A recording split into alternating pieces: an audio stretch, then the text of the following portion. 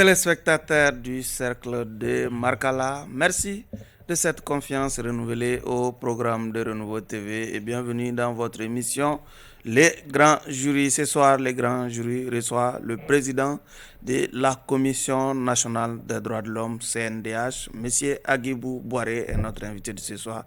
M. Boiré, merci d'être là. Merci, je vous en prie. Merci. Avec moi pour mener ce débat, nous avons Abdraman Keïta avec son bonnet noir.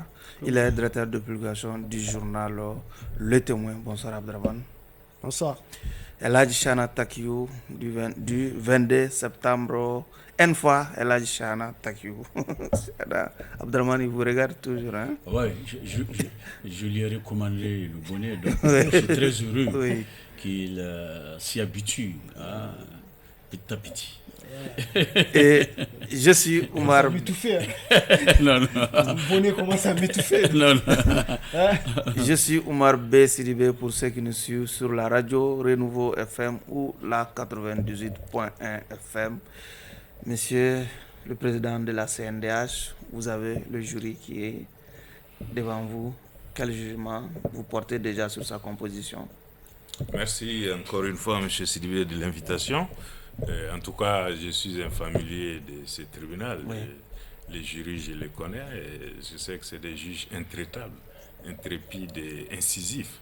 Et le président, il est conciliant, fort heureusement. Donc, l'un dans l'autre, je pense que ça facilite les jugements. Oui. En tout cas, je remercie Renouveau TV encore et puis l'ensemble de vos téléspectatrices et téléspectateurs.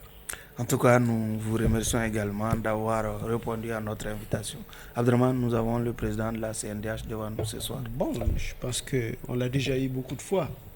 Et le contexte oblige. C'est que vous êtes un ancien de la CNDH. Hein? J'étais membre de la CNDH, mais pas de la CNDH d'Agibou Boiré.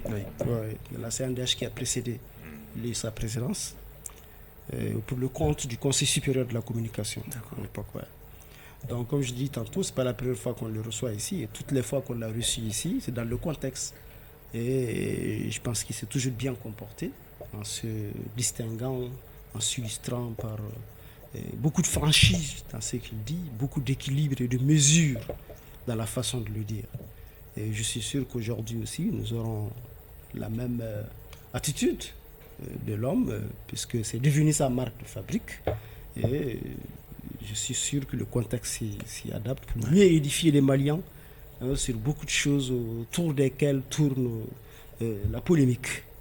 Voilà, et qui cristallise le débat. Voilà. Chana, que vous inspire d'avoir le président Boiré ce soir? Je m'interroge si on aura le même président qu'on a l'habitude d'écouter ici, s'il va adopter la même attitude. Abdraman lui a jeté beaucoup de fleurs, mais ce ne sont pas des fleurs, c'est des réalités. Mais aujourd'hui, avec le contexte actuel où les gens... Sa constance peut être prise en défaut. Oui, aujourd'hui, avec le contexte actuel où, les principes ne vaut que pour les personnes, pour les régimes, ce ne sont pas des principes affirmés, assumés. Est-ce que vous voyez? J'ai dit, je m'interroge si on aura le même Agib que nous avons toujours connu, mais je ne veux pas juger d'avance. Nous allons l'écouter et il sera jugé sur la base de sa prestation. J'attends de lui l'homme qu'on a toujours connu, mais j'ai des préjugés. D'accord. Peut-être une question banale pour toi, Abdraman. Qui représente l'armée malienne pour vous? Je représente l'armée malienne. L'armée malienne, les femmes. C'est un outil de défense nationale. C'est un outil qui devrait être là pour moi garantir la sécurité et l'ensemble des autres concitoyens. Et ça représente une fierté nationale. Et ça représente aussi une appartenance personnelle pour moi. Donc voilà, c'est comme ça que c'est ce que je vois moi dans l'armée malienne, dans son ensemble. Cela ne veut pas dire que je suis aveuglé par mon patriotisme et mon amour et ma fierté de cette armée au point d'ignorer les réalités. Et je pense que dans les questions que nous allons poser au président de la CNDH aujourd'hui, cela va transparaître. Chana, l'armée pour vous? L'armée, c'est moi, c'est Abdrahman, c'est toi, c'est nous tous. C'est notre fierté nationale. Si nous avons un pays, nous avons une nation, si nous dormons tranquillement sur nos lauriers, c'est parce qu'il y a une armée. L'armée, c'est nous tous. L'armée, c'est le Mali. C'est une institution qui mérite notre soutien, notre accompagnement. Nous la soutenons, nous l'accompagnons, mais il faudrait souvent que ce soit dans une certaine limite, une certaine proportion. Parce que dans la vie, il y a certains principes, il y a des valeurs, il y a des vertus, il y a des situations que quel que soit le soutien à une institution, à une personne, il y a des situations que souvent on ne peut pas accepter. D'accord. Monsieur Boiré, l'actualité des droits de l'homme au Mali est bien connue de tout le monde. C'est ce rapport que vient de publier le Haut Commissariat des droits de l'homme pour l'ONU sur la situation de Moura. Question fermée. Ce rapport est-il crédible? Monsieur Boiré, en tant que président de la CNDH.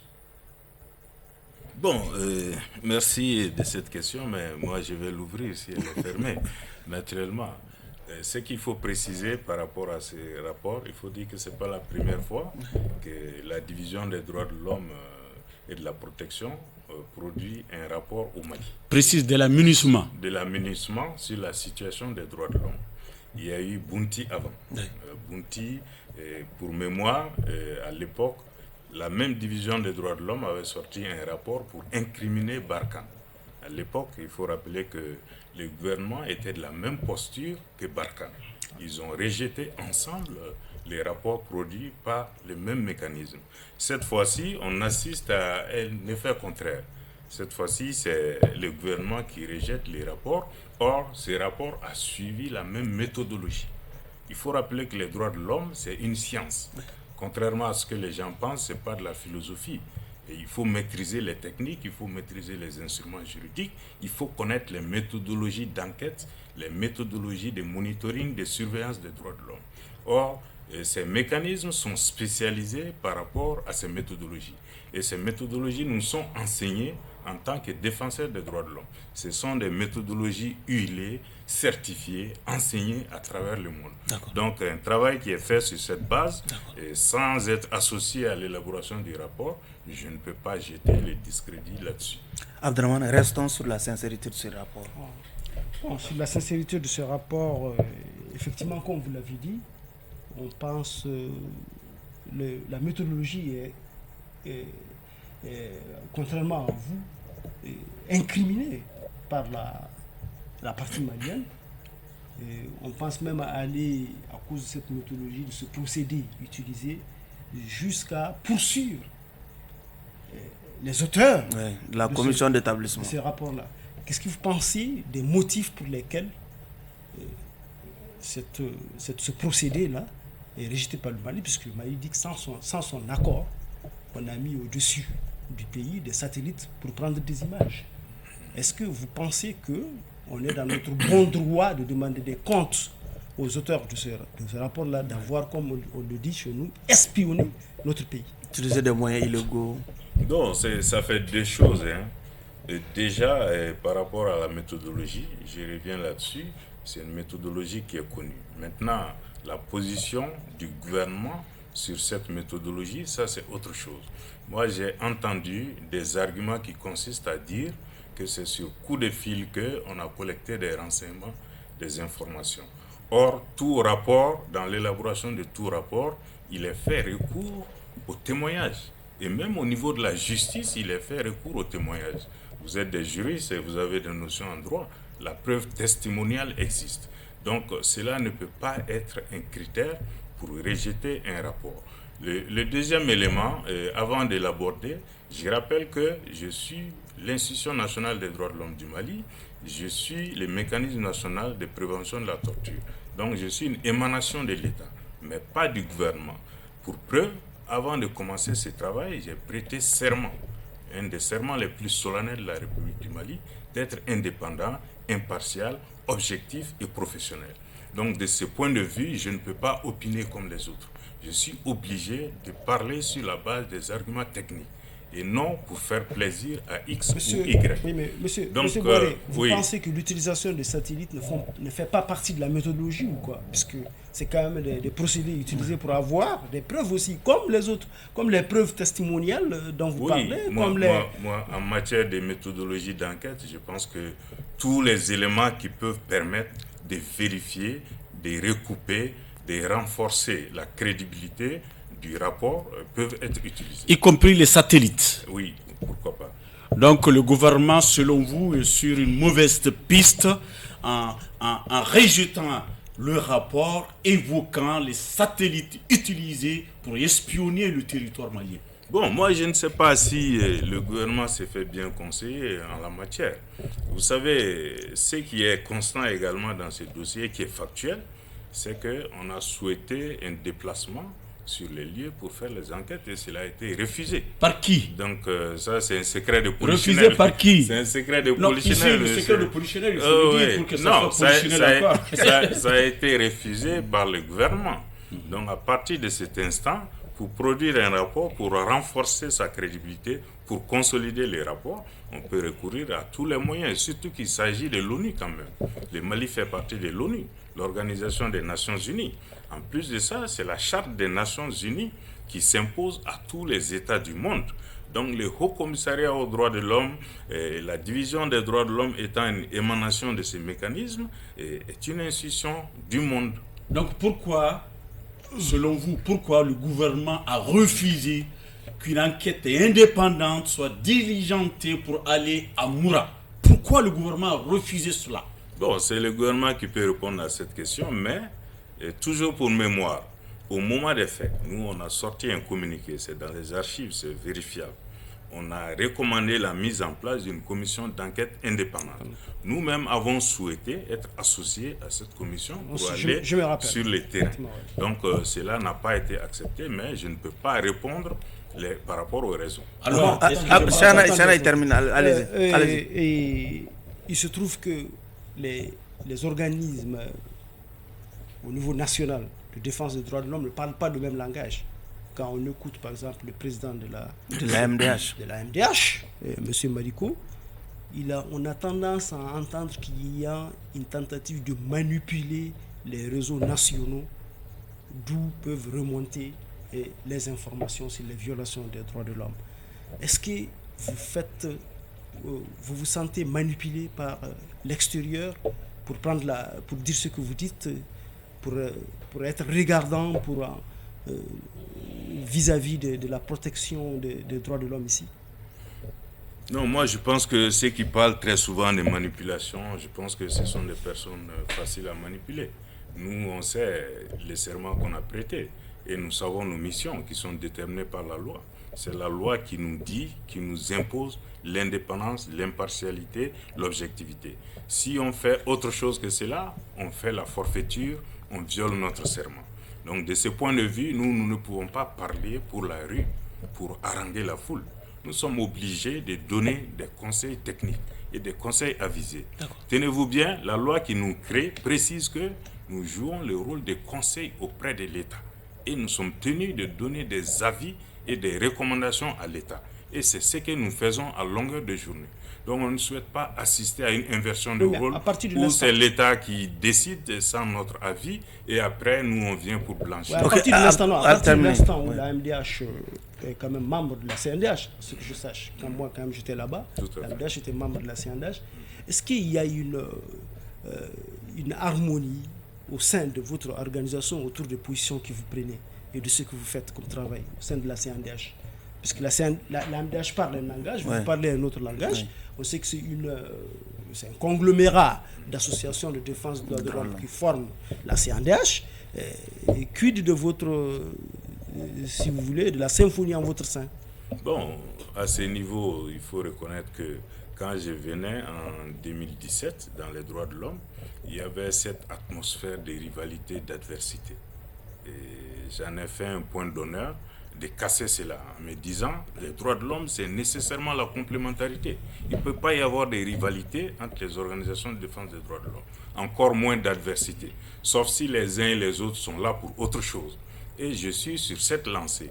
Et toutes les organisations membres du cadre de concertation de la CNDH le savent. J'ai toujours tenu ce discours, pas d'adversité entre les organisations de défense des droits de l'homme, pas de rivalité.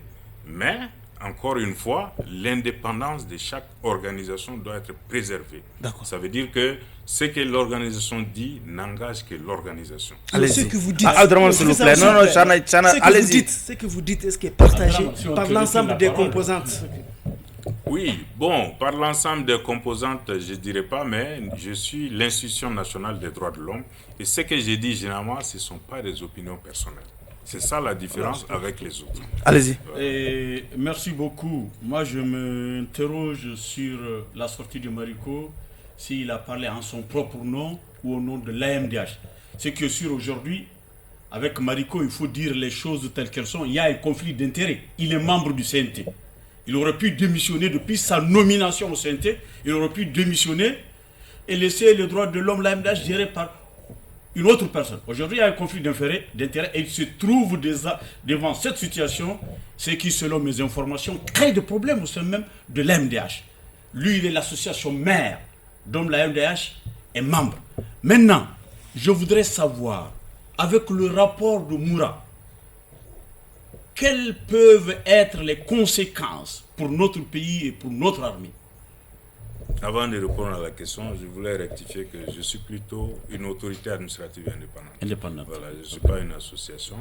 Bon, de ce point de vue, c'est la loi qui me crée et c'est la loi qui organise mon fonctionnement. Absolument. Et c'est cette loi qui nous autorise d'ailleurs à faire des enquêtes, des investigations et à tout entreprendre pour mettre fin aux violations des droits de l'homme au Mali. Ce qui est ignoré par beaucoup de gens. Parce que j'ai parfois entendu certains acteurs de l'État dire « Mais pourquoi la CNDH ne sort pas pour démentir ?» Démentir sans preuve, sans élément de preuve, comme si on était une sorte d'homme lige. Et je pense que ça ne doit pas être admis dans une république, dans un État de droit. L'État doit attendre mieux de nous que des insultes, des invectives, des spéculations. L'État doit attendre de nous des avis techniques. Maintenant, pour revenir à votre question, les conséquences. Je pense qu'il y a trop d'émotions, trop de passion. Et lorsqu'un rapport est produit, d'ailleurs certains ont dit c'est le conditionnel, etc. Mais ils ne comprennent pas. C'est pourquoi les gens doivent être rigoureux dans les démarches intellectuelles. On utilise le conditionnel tout simplement parce que même au niveau du tribunal, quand quelqu'un est inculpé, on ne peut pas dire qu'il est coupable. On dit, il vous est reproché cela. Absolument. C'est à vous d'apporter la preuve contraire. A fortiori dans un rapport. Donc un rapport ne peut qu'utiliser le conditionnel ou les notions de doute raisonnable. Les conséquences des rapports, pour dire les objectifs des rapports de l'ONU et de tous les mécanismes de protection des droits de l'homme, c'est d'abord établir les faits, et situer les responsabilités et lutter contre l'impunité. Ce sont les objectifs. Quand on situe les faits, ça c'est le fond du rapport. Quand on identifie les auteurs présumés, on dit les auteurs présumés. Ça ne veut pas dire qu'ils sont coupables. Et enfin, la lutte contre l'impunité, c'est ce qui exige le jugement. Et ces jugements doivent être engagés par l'État. L'État. Parce que les gens parlent de CPI, etc. Oui, on a vu quand même... Pour le moment, on n'en est pas là. On a vu un représentant des droits de l'homme basé au Sénégal attirer l'attention du procureur de la Cour pénale internationale sur ce dossier précis de Moura également. Y compris l'amnistie. Ah oui, mais je n'en suis pas là pour le moment en tant que technicien des droits de l'homme. Je sais que la CPI a un rôle subsidiaire. C'est lorsque les juridictions nationales ne sont pas à mesure de juger ou ne sont pas capables de juger qu'on a recours à la CPI. Après épuisement de tous les recours nationaux. Donc en fait, ça c'est un faux débat ou c'est un débat qui est vraiment... Sauf qu'on a vu l'actualité, hein? On a vu en Russie par exemple, il y a un mandat d'arrêt qui a été lancé contre le président Poutine. Oui, ça c'est autre chose, parce que bon, L'État russe, je vais pas le juger. On n'a pas attendu, la justice russe avant de lancer ces mandats. La déportation d'enfants, c'est vraiment un crime abominable. C'est ce qui lui est reproché. Je ne dis pas que c'est fondé ou pas, mais ça peut justifier que la CPI se saisisse. Oui, mais quels sont M. Boiré, les éléments constitutifs de ce qu'on reproche à l'armée malienne et à ceux qu'ils ont appelés personnel étranger? C'est supplétif. Quels sont les éléments constitutifs, par exemple, pour être plus clair, plus précis, du crime contre l'humanité et du crime de guerre? Bon, je vais à ce niveau également nuancer. C'est pas contre l'armée, c'est contre certains éléments de l'armée. L'armée, effectivement, voilà. Ça c'est vrai. Mais bon, les gens font... Ils généralisent. Voilà. Et ça aussi, il est important de clarifier que l'objectif d'un rapport, ce n'est pas de jeter le discrédit sur une armée ou sur un État. Comme je viens de le dire, c'est pour identifier les auteurs présumés et aboutir à un jugement et à condamner ceux qui seraient coupables. Maintenant, les éléments dans les rapports, comme je l'ai dit, c'est toujours le conditionnel. On évoque les crimes de guerre. On évoque le fait d'assassiner des populations civiles de façon indiscriminée. Parce que les militaires le savent, ils suivent des cours en droit international humanitaire. Et tous les techniciens des droits de l'homme doivent le savoir. C'est pas, je vais faire une parenthèse pour dire que les droits de l'homme ne sont pas une imposition occidentale. Ce sont des instruments juridiques que notre État a ratifiés. Et ces leçons sont enseignées aux militaires par rapport à la conduite de la guerre. La guerre est légale, mais la guerre doit se faire dans le respect du droit international des droits de l'homme et du droit international humanitaire. Donc, dans ces droits, il y a des crimes, des infractions qui sont prévues. Il y a les crimes de guerre, il y a les génocides, il y a le non-respect du principe de la proportionnalité, du principe de la précaution, du principe de la distinction. Ça, c'est des notions, c'est des concepts qui sont connus. Donc, moi, quand j'entends les gens crier au scandale, alors que ce sont des choses qui sont connues, qui sont dans des instruments juridiques. Donc, ce n'est pas surprenant. Allez-y, Chano. Oui, M. Aguibou, vous dites que ce n'est pas surprenant. On a entendu Amnesty International demander à la CPI de s'intéresser à l'affaire. Nous avons vu aussi la sortie du chef de la diplomatie européenne, Joseph Borrell, qui demande une enquête indépendante, impartiale, efficace et exhaustive. Où est-ce que ces Européens veulent nous amener? Bon, justement, c'est pas... Moi, je ne parlerai pas de la sorte. Parce que moi, je me considère comme un État partie de l'ONU. Moi, je ne suis pas en dehors de l'ONU. Moi, je fais partie de la Charte des Nations Unies, je fais partie de l'Assemblée Générale des Nations Unies. D'ailleurs, le Haut Commissariat aux droits de l'homme est un secrétariat de l'Assemblée Générale des Nations Unies. Donc, il faut qu'on s'entende là-dessus, pour dire que ce n'est pas un blanc qui sort pour venir imposer quoi que ce soit. Donc, par rapport à l'enquête indépendante, nous l'avons demandé avant. J'ai dit dans notre premier communiqué au moment des faits, on a demandé une enquête indépendante et impartiale.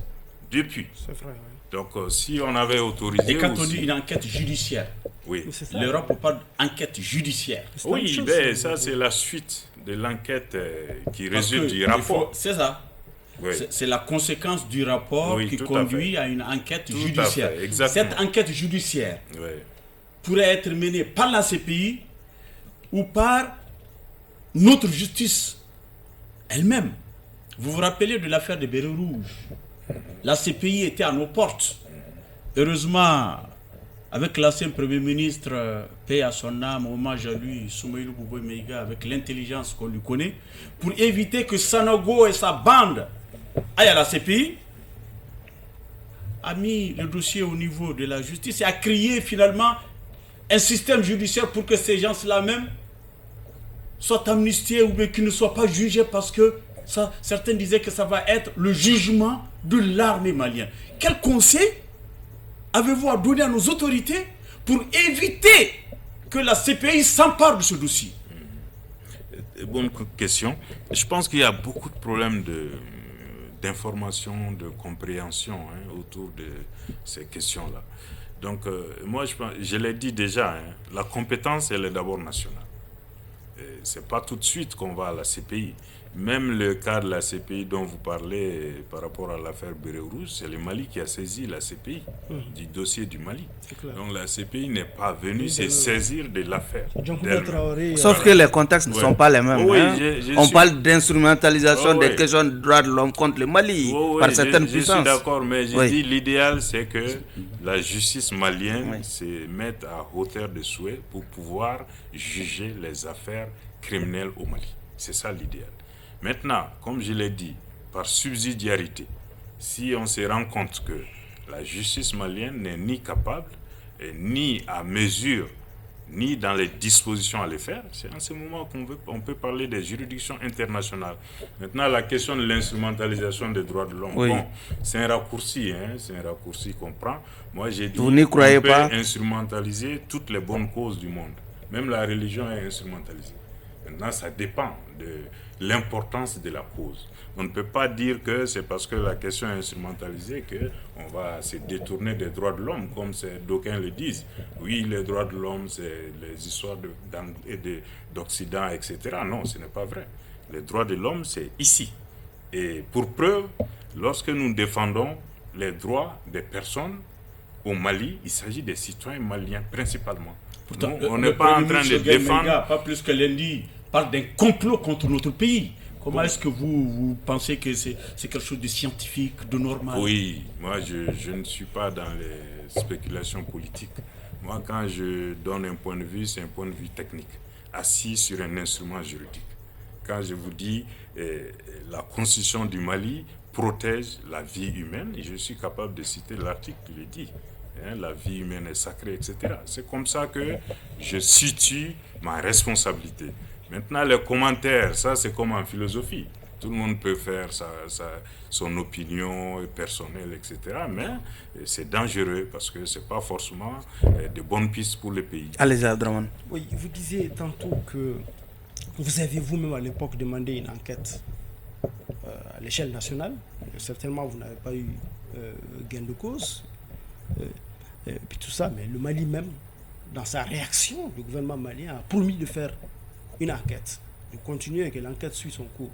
Quelle pourrait être la crédibilité d'une enquête quand on connaît déjà la position du gouvernement par rapport à cette question? Bon, la question mérite d'être posée, c'est pertinent. Vous savez, nous, on ne sait même pas... Est-ce qu'elle peut faire une enquête sans vous? On ne s'est pas contenté... Vous avez demandé à être associé à tout à fait. En plus de ça, quand ça n'a pas eu lieu, on est allé voir les autorités pour leur dire, le problème c'est quoi? On déclare chaque fois qu'une enquête est ouverte, mais on ne voit pas des rapports. On l'a dit, parce que c'est notre rôle de conseiller, de recommander des choses. Donc on ne fait pas dans la cachotterie. Donc dans un tel contexte, si on s'empresse de rejeter et après qu'on met en place une commission d'enquête, naturellement, les gens vont douter.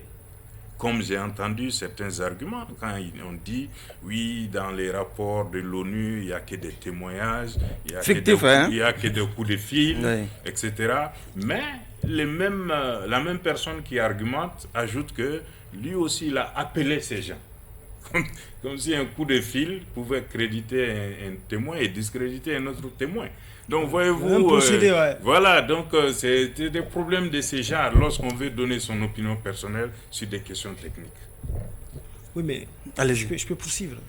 Monsieur Boiry, la situation est tellement critique, la confiance est tellement entamée entre le Mali et les organismes des droits de l'homme à niveau de l'extérieur qu'ils menacent de poursuivre leurs complices ici au Mali. Est-ce que vous vous sentez visé par cette menace-là du gouvernement de poursuivre non seulement ceux qui ont élaboré le rapport, mais leurs potentiels collaborateurs au niveau national? Qu'est-ce que cela vous dit, vous, en tant que CNDH, qui avait cette position-là? Oui, bon, en plus, si on connaît les lois du pays, nous sommes chargés de la protection des défenseurs des droits de l'homme. C'est la loi qui nous confie ces mandats. Donc nous sommes une autorité étatique. On ne peut pas nous reprocher d'être collabos. De faire votre travail. La loi qui nous crée nous dit, expressis verbis, la CNDH a l'obligation de coopérer, de promouvoir les partenariats avec les ONG, les OSC, les organes des traités de l'Union africaine, des Nations Unies, etc. Donc ce sont des choses qui sont dans les textes, mais il faut que les gens aillent chercher à savoir. Et c'est ce problème que j'ai. Et lorsqu'on aborde ces problématiques-là, j'ai dit, ce n'est pas des opinions personnelles. Nous, on fait un travail que la loi nous impose, que l'État du Mali nous impose. Parce que c'est l'État qui nous a obligés à prêter serment, d'être impartial, indépendant et objectif. Ouais. Ce même État ne peut pas nous demander derrière d'applaudir comme si on était... Voilà, donc il faut qu'on se comprenne là-dessus. Je pense qu'il y a beaucoup de problèmes. Comme si l'indépendance se résumait à applaudir l'État. Voilà, justement. Je pense que ces genres d'alliés, on peut les recruter à tour de bras, par centaines, par millions, au Mali et à l'extérieur.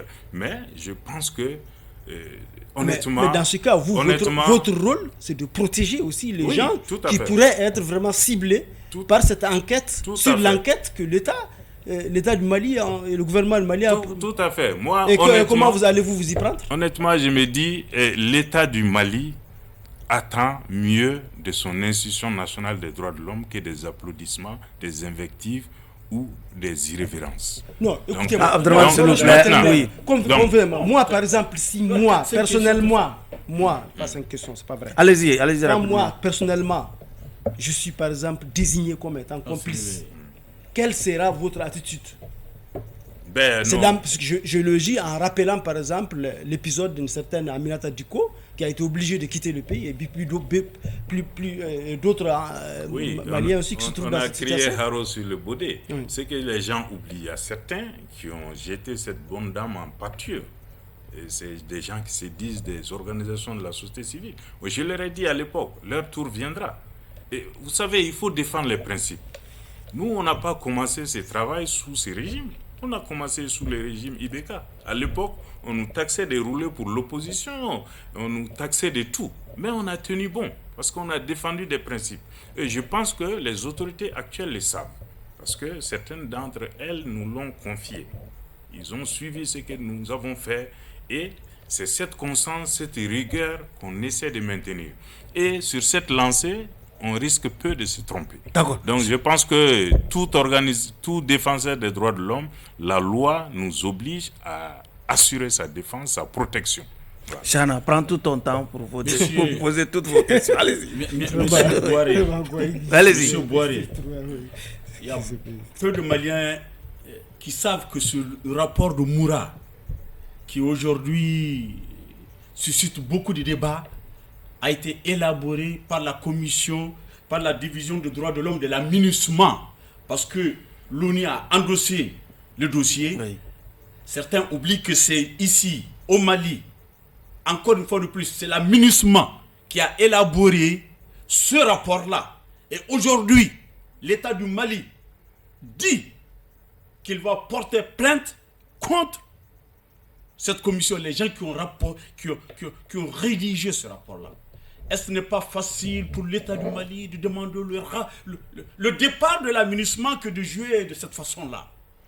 Bon, il y a plusieurs questions.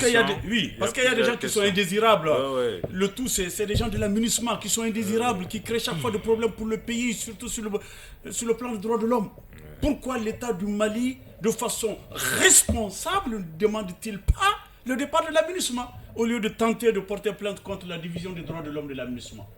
Bon, rédacteur du rapport. Je pense qu'on a dit tous ceux qui ont participé à l'élaboration du la rapport. Commission d'établissement. Déjà, la méthodologie d'enquête impose les principes de do not harm, c'est-à-dire les principes de ne pas causer de préjudice à toute personne aux gens qui témoignent. Donc les témoins sont protégés. Ça, c'est une évidence. Donc je ne sais pas maintenant comment on va identifier ces personnes qui ont témoigné par rapport à ces rapports. Ça, c'est une chose. Deuxième chose, la MINUSMA. La MINUSMA, moi je l'ai toujours dit, c'est vraiment, il suffit d'enlever le MA pour savoir que c'est une organisation mondiale. Et l'équivalent est dans beaucoup de pays où les Maliens, civils et militaires travaillent. Dans beaucoup de pays. Donc, ce n'est pas comme si c'est un pays étranger qui venait imposer ses cadres ou ses salariés au Mali. Et il faut que les gens aillent chercher à comprendre l'organisation même des Nations Unies. Et à partir des Nations Unies, il y a les organes, il y a le Conseil économique, social et culturel, il y a l'Assemblée générale, il y a le Conseil permanent, le Conseil de sécurité. Maintenant, le Haut Commissariat aux droits de l'homme est une émanation de l'Assemblée générale. Et l'Assemblée générale est composée de l'ensemble des pays du monde, dont le Mali. Donc c'est ce Haut Commissariat qui désigne un Haut Commissaire aux droits de l'homme, qui est à Genève, qui à son tour a des divisions et des subdivisions à travers le monde. Et c'est que les gens ne savent pas. Beaucoup pensent que quand l'aménagement va partir, on ne parlera plus des droits de l'homme. Au contraire. Vous serez là. Au contraire, on va renforcer les dispositifs à partir d'un pays voisin. Vous savez, la coordination régionale de l'Afrique de l'Ouest de l'ONU est à Dakar. Donc, ce n'est pas loin du Mali. Donc, le départ de l'aménagement ou sa présence, ça n'a aucun impact sur la surveillance et la protection des droits de l'homme. Il faut que les gens le sachent s'ils l'ignorent. Oui, vous êtes commission des droits de l'homme. Comment est-ce que l'aménagement a pu avoir des éléments probants pour élaborer un rapport? Et vous qui êtes commission nationale, vous n'avez reçu ni témoignage, ni coup de téléphone venant de Moura? Ben, on en a reçu, mais on n'a pas voulu affronter l'État en quelque sorte, parce que quand on nous interdit l'accès même à certains lieux de privation de liberté à Mopti, on l'a dénoncé, on a fait un courrier officiel qu'on a adressé à qui des droits pour dire que, attention, l'Institution nationale des droits de l'homme que la loi autorise à faire un travail, il y a des agents qui empêchent l'institution de faire le travail à Mopti. On l'a mis même dans notre rapport. Donc dans ces conditions, on peut faire le monitoring à distance, mais on ne révélera jamais l'identité de notre... Monsieur Boiré, récemment au Mali, on a enregistré quelques cas d'enlèvement à Bamako. Est-ce qu'on a fini déjà avec Moura? Oui, bien sûr. Ah, vous êtes sûr? Oui. Est-ce que quelle réaction faites-vous déjà de ces cas d'enlèvement qu'on a enregistrés récemment à Bamako? Ben, on a toujours dénoncé. On a dit c'est pas une procédure légale d'interpellation. La loi prévoit tout, jusqu'à la Constitution qui est la loi suprême, qui dit quand une personne est interpellée, c'est sur autorisation d'un juge de l'ordre judiciaire. Donc on ne peut pas aller au-delà. Maintenant, d'aucuns disent pour les questions d'ordre public, non, il ne peut pas y avoir de loi liberticide pour remettre en cause les garanties fondamentales dans la Constitution. C'est pour cette raison, nous, on a dénoncé et on l'a fait publiquement. D'accord. Voilà. Allez-y. Oui. Vous pouvez revenir sur Si vous pouvez revenir sur ça, est-ce que l'État se prévaut déjà d'une enquête en cours sur Moura? Ils disent même les premiers éléments parlent de, je pense, d'échange de projectiles qui a tué la plupart des gens qui sont morts. S'il y a des premiers éléments de cette enquête, qu'est-ce que vous en savez en tant que Commission nationale des droits de l'homme, qui est autorisée quand même quelque part à suivre ce genre de procédure? Justement, c'est là où il y a le problème. On n'en sait rien du tout parce qu'on n'a pas été associé, pas qu'on ne l'a pas sollicité. Donc quand on n'a pas été associé, qu'est-ce qu'on peut en dire? À moins de mentir. Et lorsque vous mentez dans ce genre de circonstances, même les autorités qui sont arrangées par ces mensonges circonstanciels ne vous respecteront pas. Parce qu'on dira, vous êtes capable de faire la même chose pour un autre régime. Donc pour revenir un peu à ce qu'il a dit, effectivement, nous assistons depuis un certain temps à beaucoup d'autres choses. Et quand vous quittez ici la dernière fois, je me rappelle la dernière fois ou bien l'avant-dernière fois, parce que c'est tellement votre troisième passage, on vous avait demandé sur ce que vous saviez de la loi qui autorise une certaine agence de la sécurité d'État de transgresser certains droits de l'homme. Qu'est-ce que vous avez appris de cette ordonnance-là qui régit tout ça et qui pratiquement légifère et puis donne libre cours à cette agence-là de, comme il l'a dit peut-être d'enlever, d'écouter les gens, de rentrer dans les vies privées des gens, ainsi de suite et autres-là? Oui, nous, en tant que droit de l'homme, on ne peut jamais approuver de telles lois. Nous les qualifions de lois liberticides. Parce qu'une loi ne peut pas donner droit de vie et de mort à une quelconque autorité sur les populations. On dit que la vie humaine est sacrée. Et l'être humain a droit au respect de son intégrité physique. C'est la Constitution qui le dit. Et dans la hiérarchie des normes juridiques, tout le monde sait que la Constitution est la loi suprême. Donc cette loi est anticonstitutionnelle. Pour nous, droits de l'homiste. Allez-y, Chana. Merci beaucoup, monsieur Aguibou Boiré. Quand on parle de droits de l'homme, on parle également de liberté. Quand on parle de liberté, on parle de liberté de presse, de liberté d'expression. La liberté de presse, la mère de toutes les libertés. Aujourd'hui, nous assistons de plus en plus à une hack, la haute autorité de la communication, une hack liberticide. Vous avez lâché le mot liberticide, c'est-à-dire qui détruit les libertés. Dans la situation, dans le cas du rapport de Moura, nous avons vu la hack sortir un communiqué liberticide pour menacer notre confrère TV5 Monde. Est-ce que sur ces violations de liberté, la Commission des droits de l'homme n'a pas un mot à dire? Et naturellement. Et puis on a eu à le dire plus d'une fois. On a fait plus de 2 communiqués par rapport aux menaces qui pèsent sur la liberté d'expression et la liberté de presse. Et malheureusement, il se trouve même certains hommes de médias qui pourfendent les défenseurs des droits de l'homme par rapport à cette protection de la liberté de presse et de la liberté d'expression. Et c'est dommage. C'est pour dire que je ne crois pas que ça soit le rôle d'une autorité quelconque de porter atteinte à la liberté de presse et à la liberté d'expression, qui peuvent être certes réglementées par la loi. Absolument. Parce que ce n'est pas des droits indérogeables comme l'interdiction de la torture. Mais il faut s'assurer des garanties par rapport à la jouissance effective de ces libertés, qui sont vraiment indispensables pour un état de droit, pour une démocratie. Mais malheureusement, encore une fois, il se trouve des hommes de médias qui ne comprennent pas cela, qui ne se reconnaissent même pas défenseurs des droits de l'homme, qui attaquent même souvent les défenseurs des droits de l'homme lorsqu'on prétend défendre la liberté d'expression. Monsieur Boiré, en 1992, nous savons que l'AMDH a fortement contribué à l'élaboration de la constitution qui gère le Mali aujourd'hui. Celle qui est en passe d'être votée déjà, est-ce qu'elle garantit les droits de l'homme? Pas d'être votée, qui est en passe d'être soumis au référendum. Oui. Allez-y. J'ai donné une interview par rapport à ça. Voter oui comme voter non. Allez-y. On ne va pas polémiquer sur cette sémantique. Voter oui ou comme voter non. Oui. Donc c'est de voter. Allez-y. J'ai parcouru le projet de constitution. Le préambule consacre les mêmes droits les mêmes droits, et tout le premier chapitre également consacre les droits fondamentaux. Donc moi je pense que les droits de l'homme sont garantis et protégés, quoi. D'accord. Mais quand on vous demande, on entend toujours que vous avez produit, vous avez fait un tel communiqué, vous avez fait ceci communiqué par rapport à ça. Mais vous êtes quand même une institution chargée quand même de rédiger aussi des rapports. Il y a longtemps qu'on ne vous entend pas, alors que la situation au Mali est en train de brûler. On n'a droit qu'à des regards, à des rapports, des regards extérieurs, exogènes sur ce qui se passe dans le pays. Pourquoi? Qu'est-ce qui vous bloque? Est-ce que vous avez des problèmes de moyens ou bien vous avez des problèmes d'accès à l'information? Qu'est-ce qui entrave de compétences, la production de votre... Non, en fait, on fait des rapports. Généralement, on est dans le monitoring, c'est-à-dire la surveillance du respect des droits de l'homme. Et généralement, ces rapports-là, c'est à usage interne.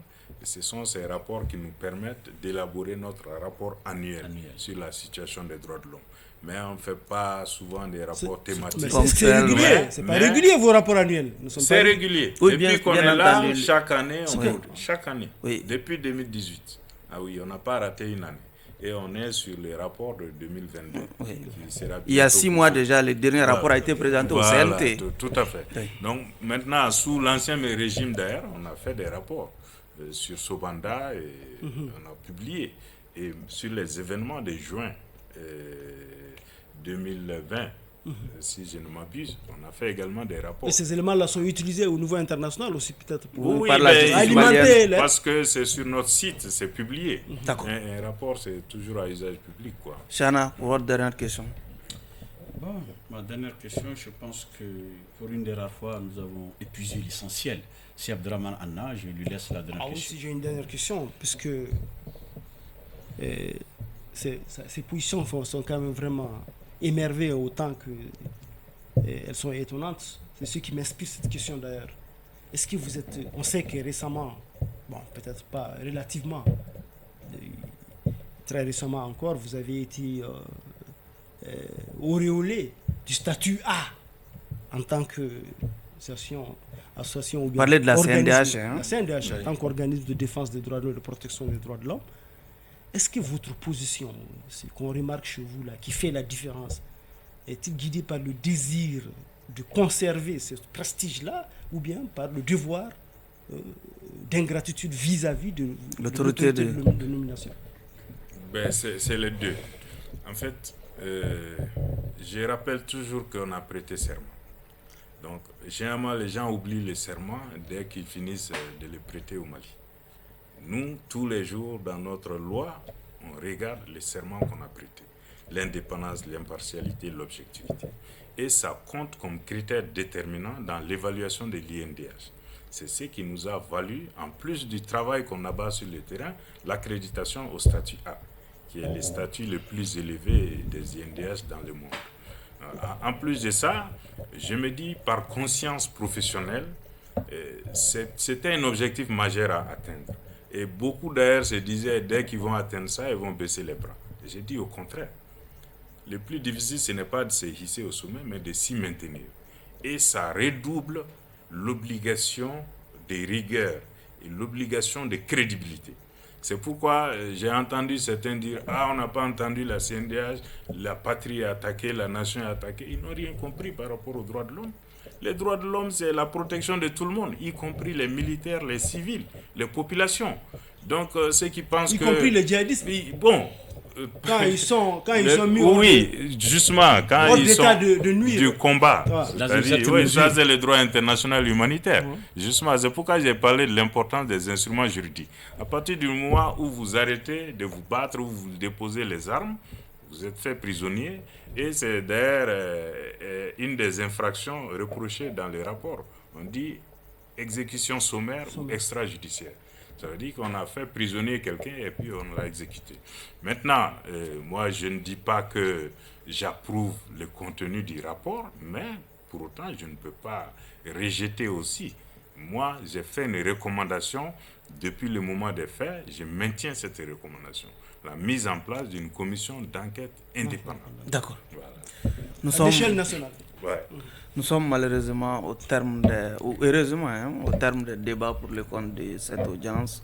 M. Boiré, à présent, le jury va se retirer pour procéder à la délibération. Abdraman, nous sommes dans les secrets de la vous le voyez, je suis sûr que Chana partage mon avis. Oui. Mes préjugés positifs vis-à-vis de Boiré ont pris le dessus sur son pessimisme et ses préjugés négatifs, puisque notre invité d'aujourd'hui est resté lui-même. C'est la même personne que nous avions rencontré pour les fois précédentes et qui s'est exprimée aujourd'hui avec la franchise, avec la mesure, avec la pondérance qu'il a toujours caractérisée dans ce qu'il exprime. Nous avons devant nous aussi quelqu'un qui est fidèle à son serment, qu'il a dit, c'est quelque chose de très rare, fidèle à son serment, y compris en s'imposant un devoir d'ingratitude vis-à-vis des autorités et connaissant vraiment la situation, l'ambiance, l'atmosphère dans laquelle nous vivons, l'atmosphère de terreur qui règne sur des positions de ce genre, je pense que vraiment sa constance, Monsieur le Président, est à récompenser par un acquittement pur et simple. Chana. Merci, Monsieur le Président. Abdraman Keïta a effectivement raison. Nous avons trouvé le leader Boiré là où nous l'avons laissé la dernière fois. J'avais un pressentiment, mais il m'a surpris par sa constance. Il m'a surpris. Non, je ne suis pas surpris d'ailleurs. J'avais quelques appréhensions. Il est resté sur les principes, sur les valeurs, sur les vertus. Il n'est contre personne. Il n'est pour personne. Il dit ce qui est. sur la base du droit, sur la base des procédures.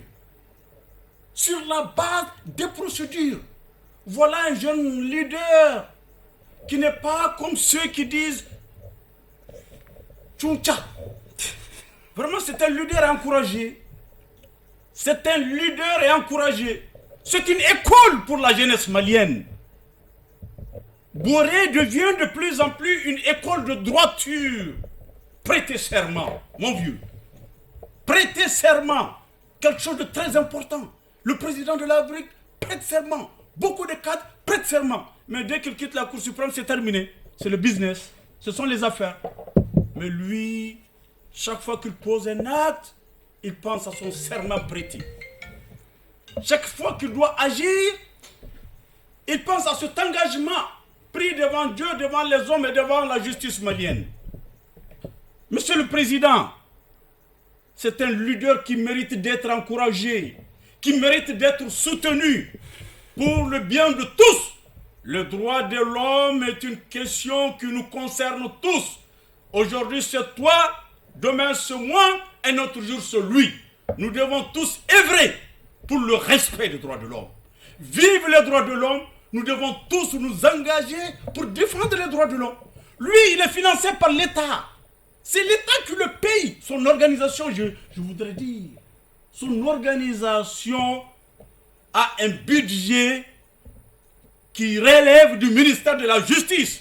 Mais pour autant, il ne se laisse pas manipuler par le ministère de la Justice. Il reste indépendant, collé au texte. Il connaît les textes. C'est ça. Nous sommes dans un pays où les gens ne cherchent pas à connaître. Les gens ne cherchent pas à savoir. On crie hoa hoa hoa. Non. Je pense que Boiré est une école. Louons cette école-là, Monsieur le Président. Libérons Boiré des liens de l'accusation pour qu'il puisse développer cette école au bénéfice du peuple malien, au bénéfice des droits de l'homme. Au bénéfice aussi de ces deux réquisitoires largement favorables à l'accusé, il ne me reste qu'un seul choix, celui de procéder à l'acquittement pur et simple de M. Boiré. Par conséquent, vous êtes libéré totalement des liens de l'accusation, vous êtes acquitté indérément.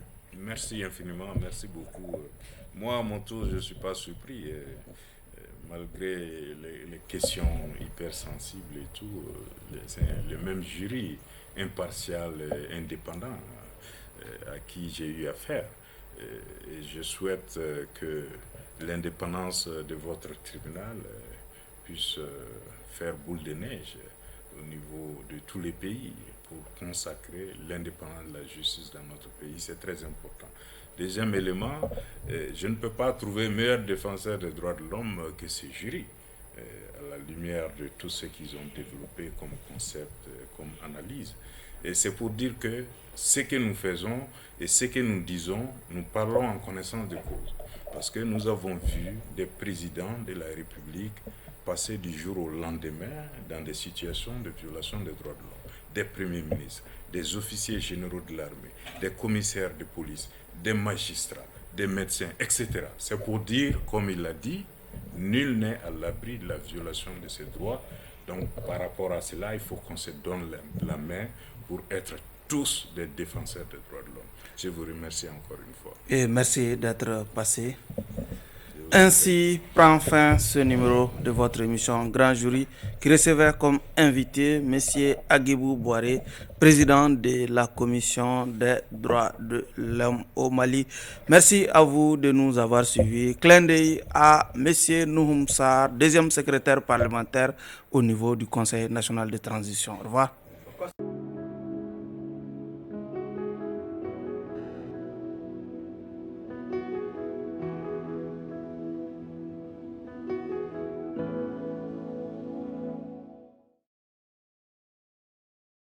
FM